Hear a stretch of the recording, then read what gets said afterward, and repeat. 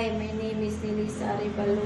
I am 28 years old, married with 5 kids from Philippines. I worked before in Saudi for 2 years. I can take care of kids and newborn.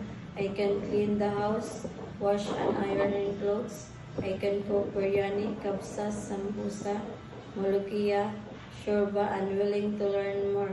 I can bake simple cake and I can make salata, Arabic and coffee and tea.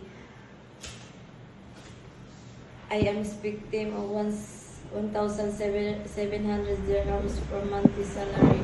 I am aware that I have no day off with 2 years of contract and I will be able to use my phone after work is finished.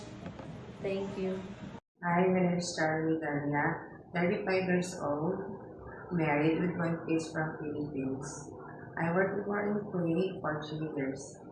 I can clean the house, wash and iron clothes. I can cook biryani, barat, magluba, mashbus, macaroni bechamel, and shorba. I can make salata, Arabic coffee, and tea. I am expecting 1,700 dirhams for my monthly salary. I am aware I have no day off with 2 years contract, and I will be able to use my phone after all my work is finished. Thank you. Hi, my name is Ruby Alberto Pilala, 34 years old, married with 2 kids from Philippines. I working before Saudi Arabia for 3 years under one employee. I can take care of kids. I can clean house, washing and iron the clothes, and I cook kabsa, mulukia, magluba, macaroni, bechamel, and willing to learn. I can bake a cake, pizza, and pasayad. I can bake salata, Arabic coffee, Turkish coffee, and tea.